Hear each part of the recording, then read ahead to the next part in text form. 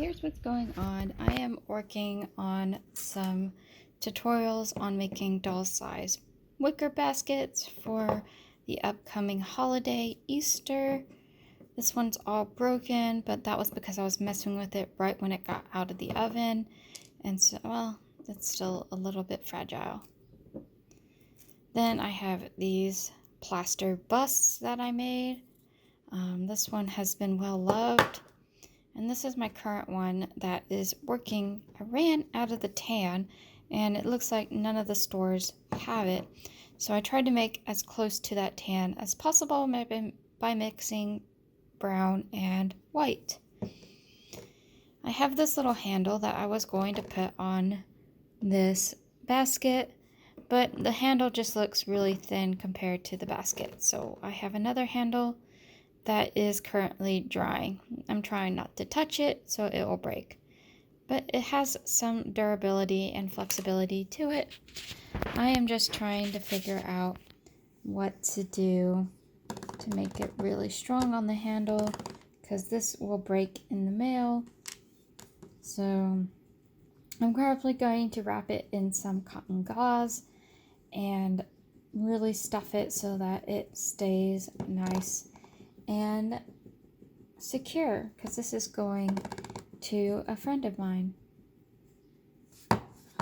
This is really sturdy. I had to put the clay on the inside, the bowl of clay on the inside, so you don't get the wicker in and out, because it was unraveling, and I didn't like the effect of having the clear super sculpty on the outside.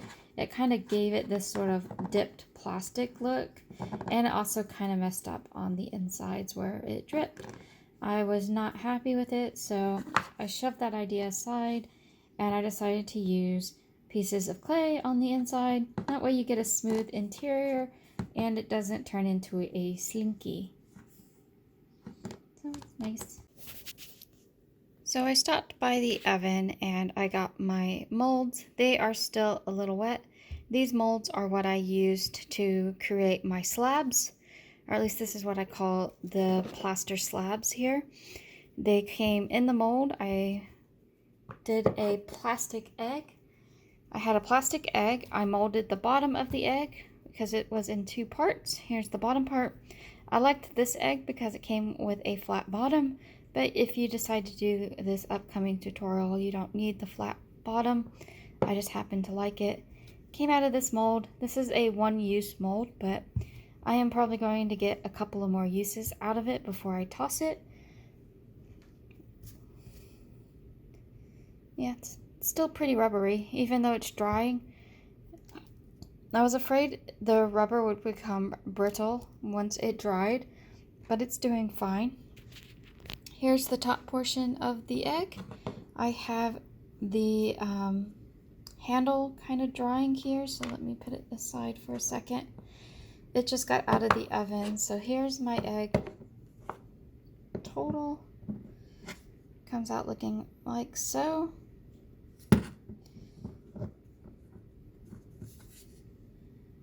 See? And I use them as slabs, so I used this one. This one's nice. This one's like hot. This one is nice and cool, and it came like this. I created the bottom portion of the wicker basket. And then here is the handle. This goes on top, on the top portion. There'll be a better tutorial coming out towards Easter. I just need to sit down and create it. This is my sort of prototyping situation, and I am going to put this handle on it so it'll look like this. See, it looks like an egg when you look at it on the side, but I need to figure out how to attach this and then cover up the edges here so you have a nice band around it. So I'm going to work on that. It's time for a late lunch. It's almost 4 o'clock in just 1 minute. So I made myself a Japanese meal. This is more like a breakfast meal, but it's fine. I have some American rice, which I don't particularly like. but it's what I had on hand. I ran out of botan rice. Also, I kind of don't have a rice cooker. I have a pressure pot, so I might try cooking rice in it. I got my egg white. Well, it's now an egg white. There was an oak, but it broke, and I threw it away. Then I have custom made kimchi. My dad made it. It's homemade. I didn't mean custom. My dad made it with my grandmother's recipe, so I'm really excited about that. It is super sweet and super spicy, which I'm really enjoying. He's gonna have to make a lot of it because I have been just wanting a lot of kimchi lately. So there's my meal for today. This is cute. I got this album from We Are Memory Keepers. It is called Buttercup. It has a little label here, and it comes with a couple of sheets for scrapbooking. I thought it was a great find. I am not using it for scrapbooking though. I am going to use it to organize these vinyl sheets I bought.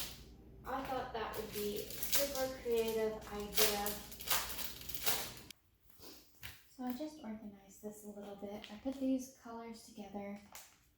There's only 5 sleeves, so I tried to put as many per sleeve as possible. So I broke them up, like this is gold and silver, which are important, but all the blacks are in here, the matte blacks and the gloss blacks. Then I have the grays and the browns, then the gloss and matte whites, then the yellows and oranges, and then I ran out of these sleeves. So I definitely need a lot more of these sleeves. I am going to pack it with the company's name that I got this particular set of vinyl, so if I have to order more, I know where to get it. I also got all of these extras, which are nicely color coded. As you can see, it looks like a beautiful rainbow. So that is ready. I'm just going to lay them flat and tuck them back here for safekeeping. So now I have this beautiful yellow binder for my vinyls, and I can put it on my bookshelf. The only thing I don't particularly like is how the stitching is so big and long, but I do like the color. I think it'll look good in my bedroom. So I'm going to put it there. Oh, I forgot the transfer sheets. I got a bunch of these transfer sheets with it.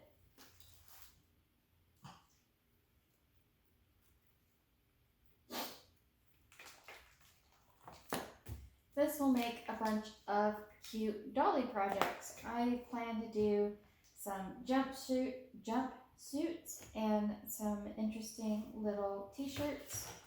But this is a nice way to organize them.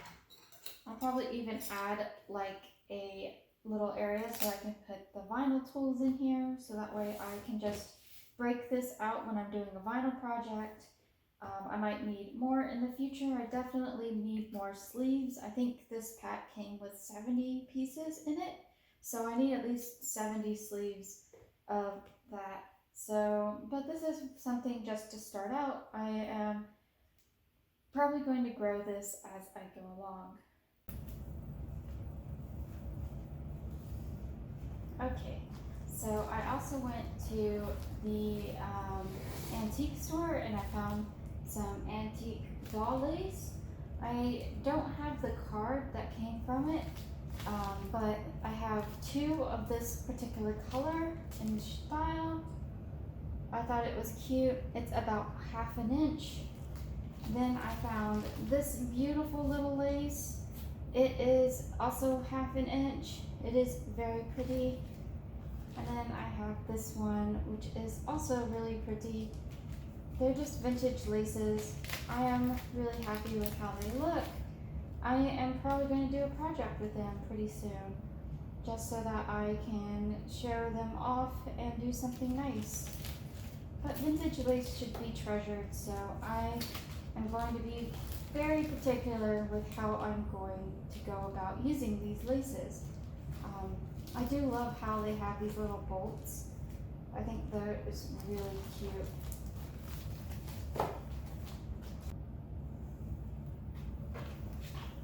So as I was organizing these, I decided I was going to do the Cricut vinyl as well. But because it comes in a roll, it's like really long. So I am going to cut it down to size. I make doll things, so it doesn't have to be perfect, it just has to be good enough. So here we go.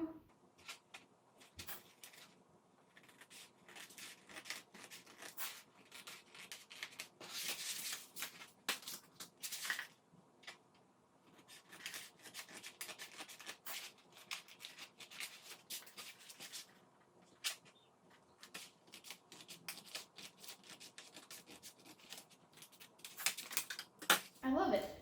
I love it. I love it. I love it. I think this will look really nice and clean. And when I need particular things, I can just flip through it. When I've cut out a piece and I have extra pieces, I can put the extra scraps in with the vinyl so I don't lose them and I don't have a bucket of just mismatched vinyl. I can just be like, oh, I need this gold, but I have this little scrap here that will fit my project. So I will use the little scrap before I use more of the bigger piece. And I have a lot of things I can just do. I need to cut the rest of my Cricut vinyl so that they fit inside this system. I like this idea a lot better than some of the other kind of using it still on the roll like wrapping paper. I think just using it more like scrapbooking paper is a lot more efficient when it comes to just keeping things organized. So I am really happy with that. I also have some extra transfer tape. I think this is, it says it's strong grip. So this will go back here with the rest of it. It's super rolled up.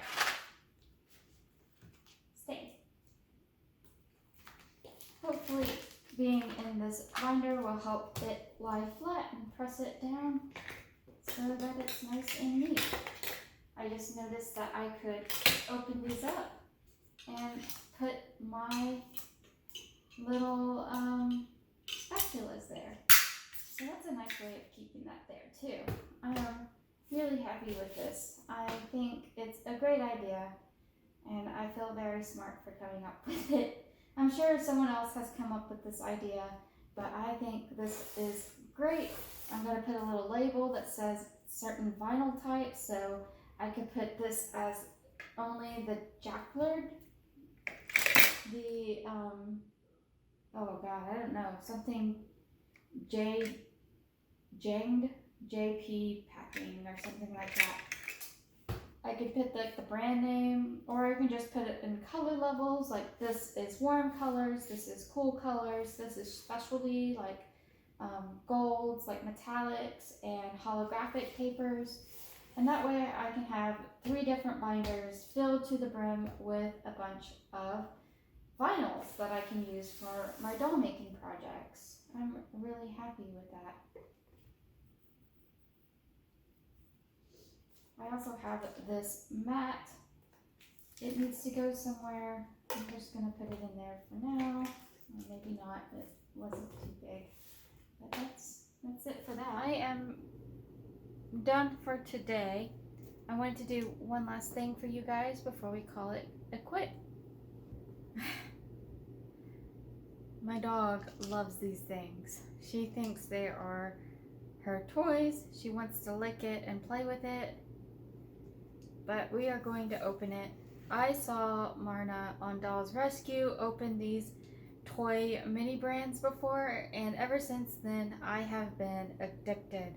I like to take this little cuticle pusher that I got with some press-on nails that I wore for like maybe 2 hours, and I use it to unzip these things. It works so well.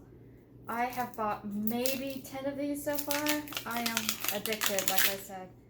I don't even know how long ago her video was. I will post a link in the description. But it was really fun to watch, and so I wanted to open one of these for you guys. So there's two plastic things holding the ball together. Itchy nose. So this is really cool. And then you open it on the top with these little tabs. And then it opens up like one of those chocolate orange eggs that come in like little orange slices. It's pretty cool. So what I like to do is I like to start with the two big ones and then move on to the small ones. I am wanting really bad to get one of the rare items. So let's see. Oh, we got Chipper again. This is real cute. It's a little robo dog. His name is Chipper. He is super cute. He comes in the little packaging. Ooh, an X shot. I don't have an X shot. Yay. I'm really happy for that. It fits really well on a Blythe doll. Alright, now for the three small ones. Let's hope for a rare. I want a rare. Ah! Another Leonardo. I love Ninja Turtles, so I am not happy. I am not unhappy, that is, to get my fourth little Leonardo.